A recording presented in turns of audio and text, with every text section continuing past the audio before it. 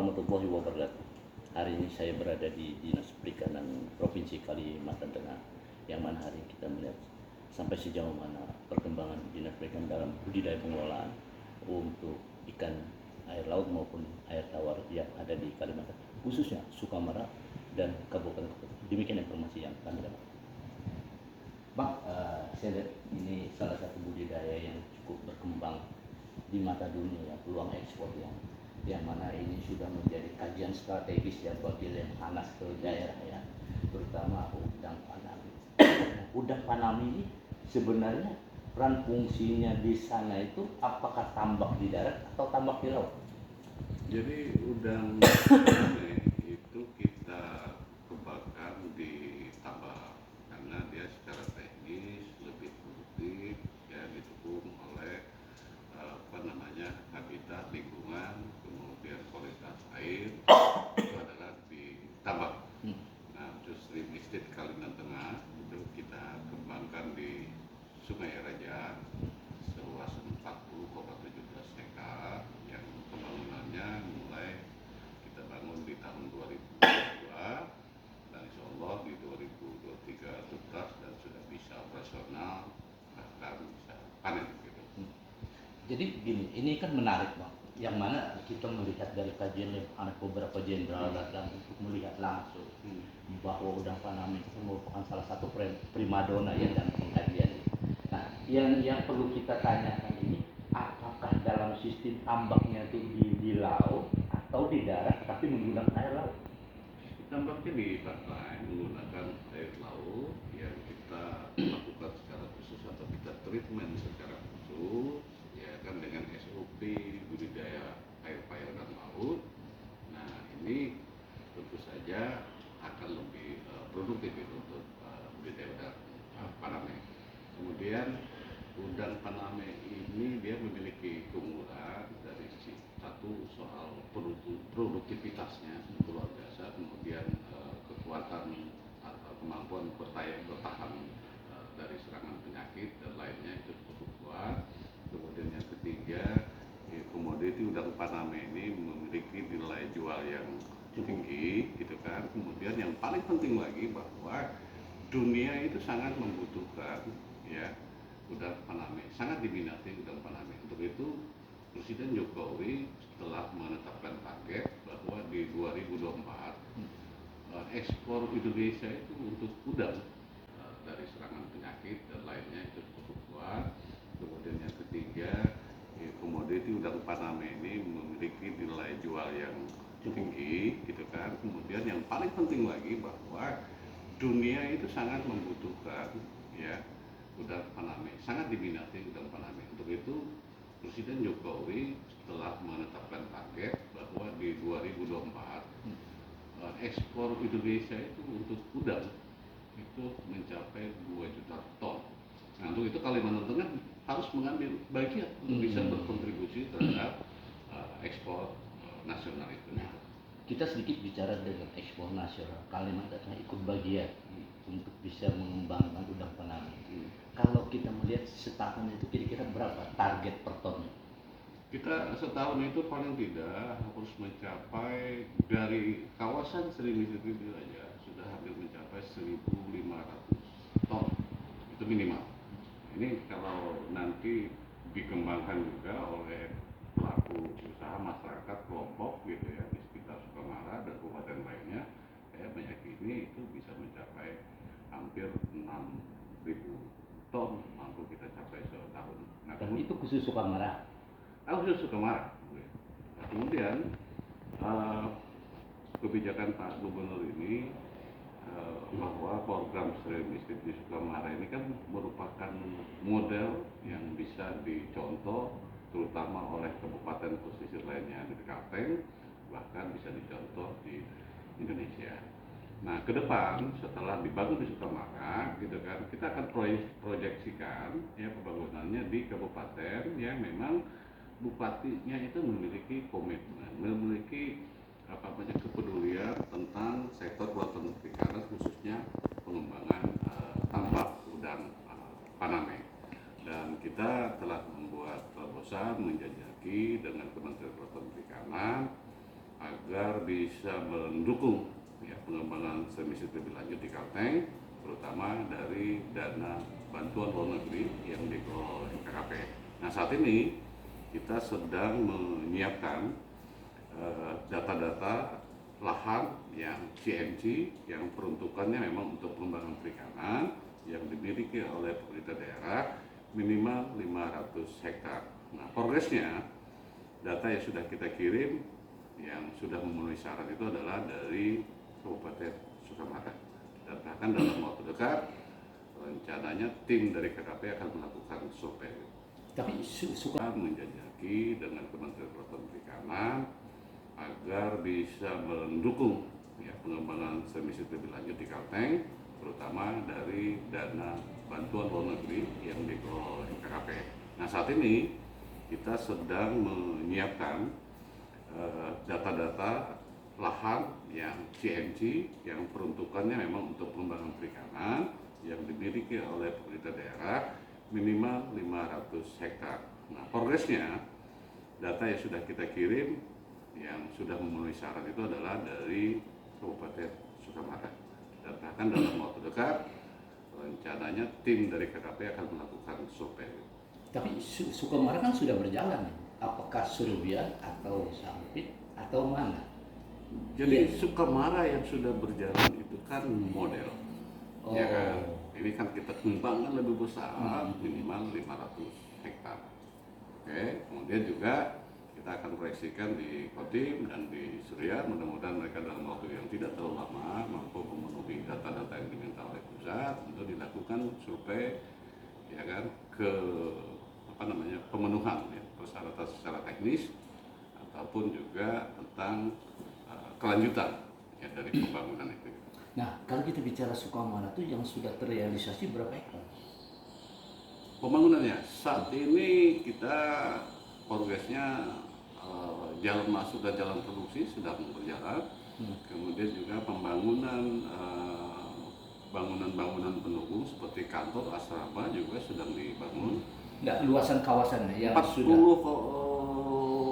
yang sudah dibangun itu untuk yang sering bisnisnya gitu ya. Ini sedang berproses. Dalam model itu sedang berproses. Oh, sedang berproses. Nah, artinya dia kan sudah mempunyai master plan, artinya yang mana desain perencanaan ke depannya yang akan berjalan. Mungkin lahan mereka yang sudah terbebaskan, yang punya hak CNT gitu ya. Nah, itu berapa hektar? Sebentar, saya belum paham lagi, saya menangkap ini. Jadi yang pertama saya jelaskan ini, kalau yang di kawasan 40,17 hektar, puluhan hektar lebih gitu, kalau kita jumlahkan. Jadi hanya sebatas di bawah 100 hektar gitu ya. Dalam waktu tahun ini saya pikir itu bisa mencapai 100 hektar lebih. 100 hektar. Karena itu banyak masyarakat yang tertarik untuk istilahnya menginvestasikan modalnya untuk berusaha di budidaya tambak udang faname. Kan ini kan menggiurkan. Jadi investasi dalam tambak udang faname ini ya, artinya menggiurkan sehingga masyarakat itu sudah mulai berubah pola ya. Dalam waktu yang tidak terlalu lama mampu memenuhi data-data yang diminta oleh pusat untuk dilakukan survei, ya kan, ke pemenuhan ya, persyaratan secara teknis ataupun juga tentang kelanjutan ya, dari pembangunan itu. Nah, kalau kita bicara Sukamara itu yang sudah terrealisasi berapa hektar? Pembangunannya saat ini kita progresnya jalan masuk dan jalan produksi sedang berjalan.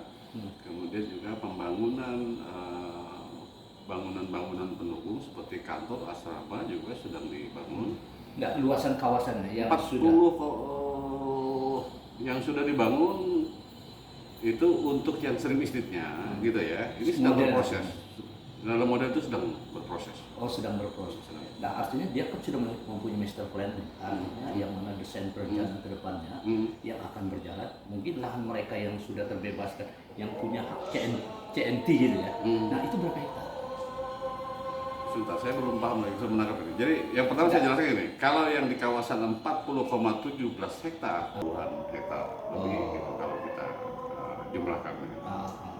Jadi hanya sebatas di bawah 100 hektar gitu ya. Dalam waktu tahun ini saya pikir itu bisa mencapai 100 hektar lebih.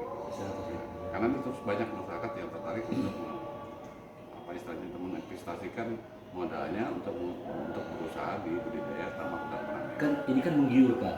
Jadi investasi dalam tambak udang Faname ini ya, artinya ini menggiurkan. Sehingga masyarakat itu sudah mulai berubah pola ya. Yang mana di saat harga sawit sudah melorot dengan tidak stabil, ada peluang pesisir mereka gunakan. Hanya tinggal pembinaan dari Dinas Perikanan itu sendiri. Ya, betul. Nah, tapi Dinas Perikanan sampai sejauh mana pembinaannya kepada masyarakat yang saat ini kan pesisiran itu kan banyak, Pak. Bukan hanya pada konteks di wilayah yang mau dikerjakan saja, tapi yang lain juga mereka berharap. Nah, Kita apa langkah-langkahnya? sudah melakukan pembinaan-pembinaan misalnya terkait dengan soal hama dan penyakit. Ini sangat penting.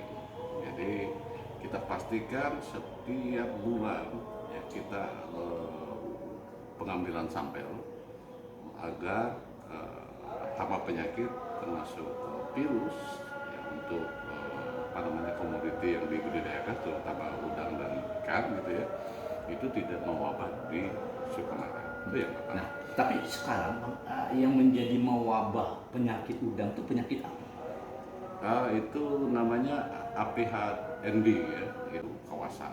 Nah itu sudah kita pastikan ya virus APHND itu tidak ada masuk di Sukamara.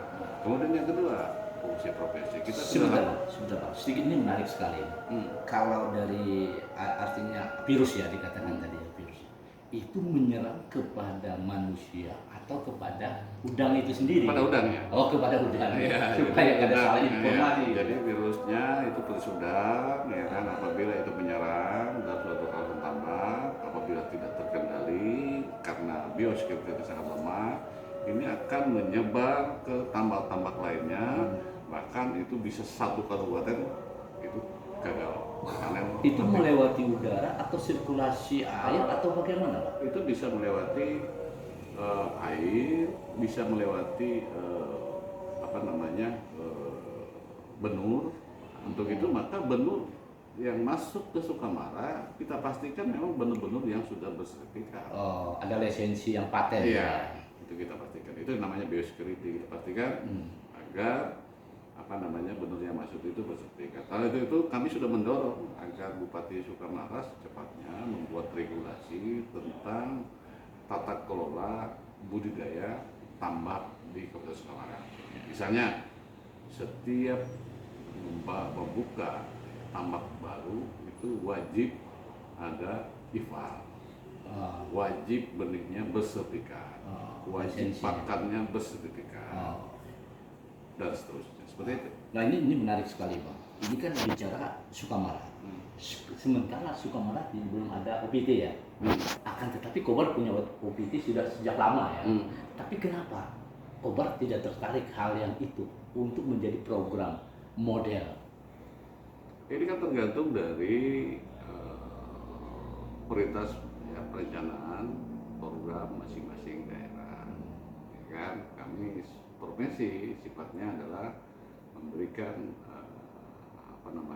fasilitasi, koordinasi dan pembinaan ke kabupaten untuk kabupaten yang memiliki potensi kelautan perikanan yang baik agar menjadi salah satu program. Nah, kembali ke komitmen kepedulian Pejabatnya pejabat di daerah, terutama yang terkait dengan urusan kelautan dan perikanan.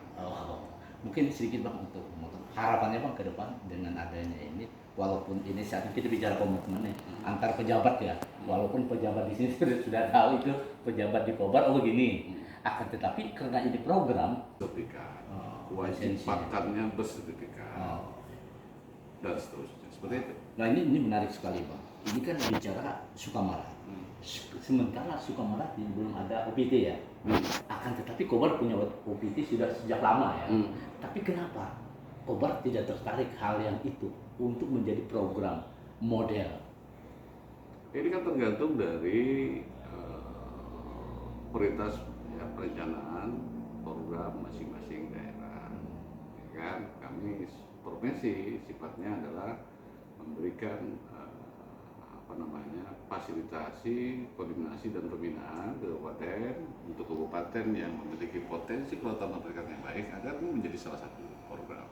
Nah, kembali ke komitmen, kepedulian Pejabatnya itu sih. pejabat di daerah, terutama yang terkait dengan urusan kelautan dan perikanan. Oh, mungkin sedikit Bang untuk harapannya Bang ke depan dengan adanya ini, walaupun ini saat ini kita bicara komitmennya antar pejabat ya, walaupun pejabat di sini sudah tahu itu pejabat di Kobar oh begini, akan tetapi karena ini program suka tidak suka komitmen tidak komitmen paling tidak didorong untuk memberikan satu arahan yang memang betul-betul bisa mengembangkan seperti Sukamara. Karena Sukamara ini kan sudah go-nya sudah dunia bicaranya. Apalagi ini menjadi kajian Lemhanas ke sana gitu. Nah, bagaimana nanti Kobar strategi? Apakah ini punya kelayakan dari sudut pandang dari Dinas Perikanan itu sendiri sebelum melangkah lebih jauh nanti? Ya, kami dalam membangun sektor kelautan perikanan, pertama memang kita harus berbasis data dan kajian. Nah, jadi kami harapkan untuk seluruh kabupaten itu agar menyiapkan data-data dan kajian. Nah, berkaitan dengan pengembangan Sriwistim, kami sudah minta seluruh kabupaten yang ada di pesisir agar sudah mulai menyusun DED, Detail Engineering Design, sehingga dipastikan apabila DED sudah tersusun bisa dieksekusi jalan atau tidak jalan, ya kan? Nah, untuk daerah yang nanti cepat membuat DED sudah pasti ini akan terus kita dampingi baik dari sisi pembinaan, baik dari sisi dukungan untuk dapat dana dari pusat, gitu kan. Nah, seperti itu. Oh iya. Oke Pak. Demikian wawancara kami kepada Kepala Dinas Perikanan Provinsi Kalimantan Tengah secara eksklusif yang mana didampingi oleh Bapak ini sebagai apa beliau? Kepala Bidang Perikanan Tangkap. Kepala Bidang Perikanan Tengah.